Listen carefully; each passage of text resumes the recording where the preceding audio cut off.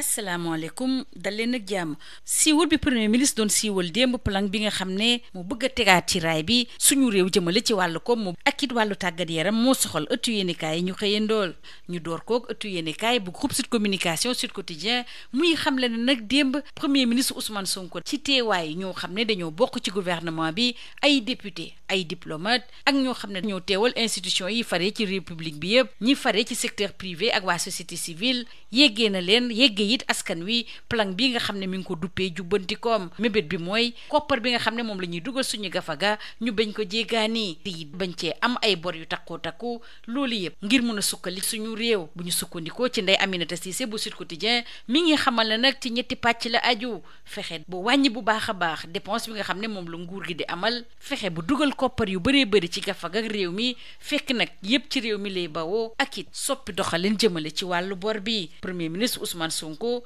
xam le ne nag bile plan xayma nañu ko ci lu ëpp 5 milliards ci kopparu CFA ñu des ak plan jubbantikoom ak Le Soleil ci tënk mooy nguur gi ci boppam moo fas yéene serré ceinture am bu baax a baax maanaam wàññi ay dépenses am yokk it li nga xam ne moom la war a mën a jële ci wàllu lempo yi Ousmane Sonko bu ñu sukkandikoo ci waa L'As dalal na xelu ñi nga xam ne ñu am baat lañu ci wàllu koom ci réew mi mébét bi mooy moom suñu bopp jëmale ci bépp fànn suñu naataangoo yi di dellu si bu baax a baax ci lii mu duppee pexeb Ousmane Sonko ñu des ak Ousmane Sonko ak jubbantikoomam bi ak waa L'Info du yomb dara ndax nguur gi dafa say fas yéene soppi doxalin jeexal it woote wàllub jëmale saa su ne ci FMI ñu des ak Ousmane Sonko ak président Bassirou Diomaye Faye bi la yoon nag ak waa l'enquête jëmale ci wàllu bor bi nag Ousmane Sonko ak ministre bi nga xam ne moom lañ dénk wàllu économie di Abdourahmane Sarr am na foo xam ne nag seen kàddu méngoowul koppar gi ñu fas yéene dugal ci gafaga ak réew mi jaarale ko ci wàllu lempo dañ ko fas yéene jële ci téléphone yi ci lii ñu duppee mobile money ak it ci woto yi Ousmane Sonko li mu yeggee démb askan wi mooy nan la ñuy def ba gën a teguwaat ci wàllu koom-koom waaye nag moom suñu bopp loolu mooy ngëm-ngëmu waaye yor muy soppi doxalin ngoo xam ne fës na lool bu ñu sukkandikoo ci yor bi nguur gi ci poche Sénégal si boppam la fas yéene jële koppar bi nga xam ne moom la nar a liggéeyee bu ñu sukkandikoo ci Le Quotidien loolu yëpp nag day fësal bugg moom suñu bopp jëmale ci wàllu koom-koom cérémonie bi ki ko jiite woon nag mooy président Bassirou Diomaye Diakhar Faye bu ñu sukkandikoo ci Sud Quotidien lu leer la xamal askan wi seen tànneef mooy lépp loo xam ne dañu koy wax askan wi tegu ci dëgg ak it ci joxante cër président Bassirou Diomaye Faye ci biir Le Soleil di woo doomi réew mi ñu fexe ba plan bi ñu def ko seen moomeel jiite réew mi nag am na kàddu yu doy waar yoo xam ne yëkkati na ko fa démb jëmale nag ci immeuble bi nga xam ne fa la Haut Conseil nekkoon li ci doy waar mooy nguur moom mi nga xam ne moom immeuble bi ci atum 2014 ba tey dafa doon wéy di fay luwaas foofulee te ci xayma nag njiitu réew mi xam le ne toll na ci 7 milliards ci kopparu CFA àdduna it jëmale ci képp koo xam ne dañ la dénkoon alalu askan wi ñu xool foo ko dugal muy xam le ni lii ñu duppee reddition des comptes nag danañu ko wéyal waaye nag ci xel bu dal ci benn coow bañ a ji Bassirou Diomaye Faye bi la yoon ci biir L'Info muy xamal ne tas bi ñu tas conseil économique ak Haut Conseil tax na bu ñu recruter 2 junni ci ay jàngalekat bureau assemblée nationale danañ leen woolu ci session extraordinaire àllarba bi ñu jëm ngir saytu ay projet de loi yoo xam ne mi ngi bawoo ci gouvernement bi ñi nga xam ne nag ñoo fa teewaloon secteur privé bi ku nekk yëkkati nga sa kàddu ku ci mel ne Mody Guiro bu CNTS Alla Sène bu CNES Ousmane Sy Ndiaye bi nga xam ne moo fa teewaloon secteur informel ku nekk yeggee nga premier ministre sama bët jëmale ci boobu le plan ci jamono jooju nag Le Quotidien mi ngi xamal ne nag ñi faree ci ko jégi moom ànduñu benn yoon ci boobu le plan fësal nañu ko dem bu baax a baax mbir yi leerul ci bopp Thierno Bocoum bu Agir Mamadou Ibra Kane bu demee semaine naa nag moom jàpp na ne du bi le plan la doon xaar ci gouvernement bi Pape Malick Ndour jiite cadre yu APR ne mun nañu ne njëli ak secteur privé bi ginnaaw gi ñu teewloo premier ministre jaaxle la ñu gën a def Oumar Youm ak Zahra Iyane Thiam moom méngale li le lépp ak ab film Barthélémy Dias ak ay ñoom it fësal nañu ne ànduñ benn yoon ak bile plan ci biir L'As Abdou Mbow moom ni mu ko méngalee mooy nar a jural jafe-jafe askan wi des ak waa L'As ndax jëmale ci wàllu yoon yu ñuy xamal ne nag Khadim Ba day des ci biir kaso bi chambre d'accusation bi ci boppam moo ko firndeel keneen koo xam ne it day des ci kaso bi bu ñu sukkandikoo ba tey suñu naataangoo yi mooy Farba Ngom ëttu yéene kaay ñu xëyandool yëpp bu ci mel ni Sud Quotidien nag ñu ngi dellu si ci élection bi nga xam ne nag moo war a am ci kanam ngir fal président fédération sénégalaise bu football ci loolu leen ñu ngi xamal ne ñett ñi ci gën a fës di xëccoo boobule fa tey mooy Augustin Senghor bi ci toogoon Madi Touré ak Abdoulaye Fall moo tax waa laas ci samp ab laaj ndax Augustin Senghor nag duñu ko jële ci boobule fauteuil bu ñu jugee ci boobule élection. beneen élection bu ñu doon amal démb jëm ci ligue football amateur jàppale ni Thierno Kosso Diané moom lañ fal ci bopp bi ci jamono joo xam ne Elimane Lam ñëw na tàbbi yees ci bureau fédéral bi.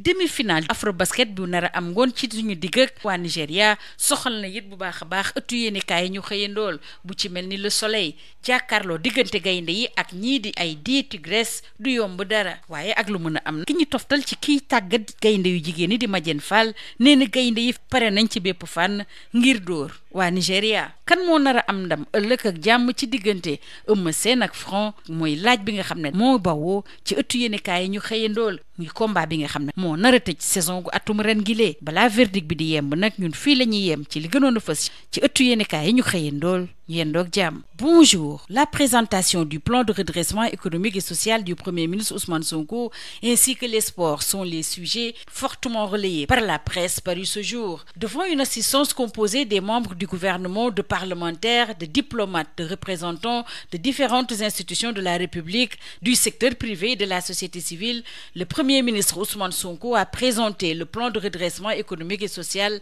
Jubbanti-Com. Selon Ndeye Aminata Cissé de Sud Quotidien, ce plan qui s'appuie sur la mobilisation essentiellement de ressources internes, sans endettement pour financer le développement du Sénégal est articulé autour de 3 chantiers de financement, à savoir la déduction maîtrisée de la dépense publique et du train de vie de l'État, la mobilisation des ressources domestiques ainsi que le financement endogène complémentaire hors endettement. Toujours d'après Aminata Cissé de Sud Quotidien, ce plan de redressement va permettre au gouvernement de trouver de nouvelles ressources endogènes afin de retrouver les équilibres budgétaires et d'accélérer la progression de l'économie nationale. Les ressources attendues sur la période 2025-2028 sont estimées à plus de 5 000 milliards de francs CFA. Le Sénégal est à l'heure du redressement, intime conviction du Soleil, qui rapporte que le gouvernement a dévoilé hier 1er août un vaste plan de redressement économique et social avec pour ambition de restaurer la souveraineté budgétaire,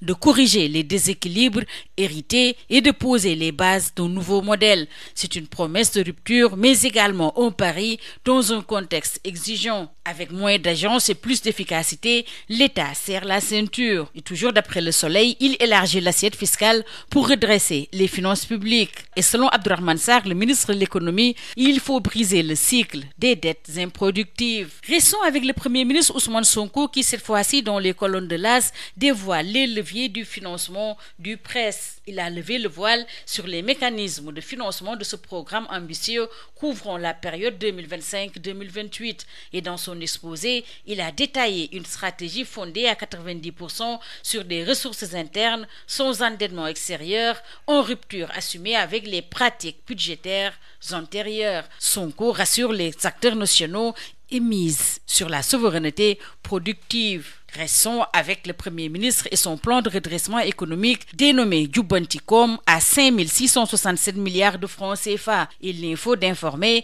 que c'est un plan d'austérité budgétaire et de rationalisation des dépenses publiques financé à 90% par des ressources internes. C'est la fin du recours systématique au FMI et le recentrage sur un financement endogène. Ousmane Sonko, le Premier ministre, dévoile une vision économique et souveraine, intime conviction de Yoor-Yoor-Bi. Ce plan, selon Yoor-Yoor-Bi, repose sur des ressources endogènes, une fiscalité ciblée et une réduction progressive des dépenses. Des économistes saluent un tournant stratégique audacieux et réaliste qui pourrait mener le pays vers une orthodoxie budgétaire d'ici 2027. Au moment où les acteurs économiques et sociaux se prononcent pour Mody Guiro, secrétaire général de la CNTS, il faut lutter pour la bonne gouvernance et contre la corruption, alors que le président de la CNES, Alassane Gueye, est d'avis que ce que nous voulons, c'est du travail. Ousmane Sy Ndiaye, le représentant du secteur informel, de réagir en ces termes. Le secteur informel est disponible pour la mise en œuvre de ce plan. Restons avec la recette de Diomaye et de Sonko, cette fois-ci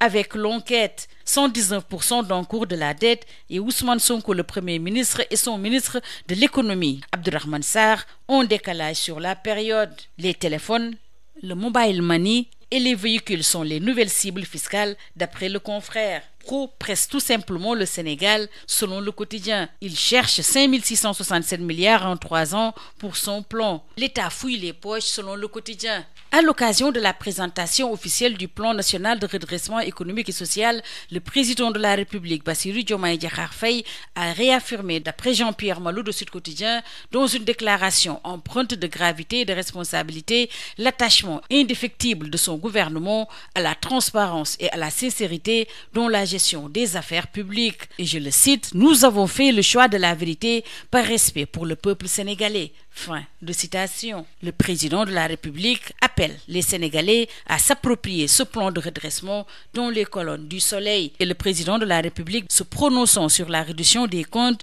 affirme qu'il va se poursuivre dans le calme et la sérénité. Le chef de l'État a révélé des anomalies dans la gestion des fonds publics. Il donne l'exemple du siège du HCCT dont la suppression a mis en lumière le fait que l'État était locataire depuis 2014 de son propre immeuble. Ce bâtiment était loué d'après le chef de l'État jusqu'en 2024 pour une somme cumulée de 3 milliards de francs CFA. Cette dissolution, en plus de celle du Conseil économique, social et environnemental, a permis de recruter plus de 2000 enseignants, a conclu le chef de l'État, qui dans les colonnes de l'As appelle les Sénégalais à faire bloc derrière le gouvernement. Le quotidien de relever que tous les opposants déchirent le plan de Ousmane Sonko. Barthélémy Diaz et ses camarades rejettent le presse du PM au moment où Thierno Bocoum de Agir se montre sceptique. Pape Malick Ndour, dans les colonnes de l'Info, dézingue le plan Sonko. Alors que pour Abdou Mbow, ce n'est pas une relance, c'est une compression, lit-on dans les colonnes de l'As. Alors que Oumar Youm et Zahra Iyane Thiam parlent de fiction. Retenez avec l'As dans l'affaire Khadimba que la chambre d'accusation confirme son mandat de dépôt. 5 prétendants au fauteuil, c'est ainsi que Sud Quotidien qualifie l'élection du président de la Fédération sénégalaise de football prévue ce jour. Augustin Senghor sera-t-il éjecté aujourd'hui, s'interroge l'As. C'est une bataille à 3 pour le fauteuil d'Augustin. Intime conviction de l'Info. Retenez que pour ce qui est de la Ligue de football amateur, Thierno Kosso Diané a été élu président hier face à Mbaye Diouf Dia et Ousmane Iyane Thiam. Au même moment, la presse parue ce jour, notamment Le Soleil, s'intéresse aux demi-finales de l'afro-basket féminin avec le choc Sénégal-Nigeria prévu aujourd'hui à 18h. Et selon Madiène Fall, coach adjoint, les Lions sont très bien armés pour battre le Nigeria. Terminons par la lutte, notamment le combat Eumeu Sène-Franc, prévu ce dimanche 3 août. Sud Quotidien de relever une bataille verbale intense avant les coups et une guerre psychologique qui annonce une guerre physique. Eumeu Sène pourra-t-il freiner Franc ce dimanche, s'interroge l'As. C'est tout. À vos journaux et très bonne lecture.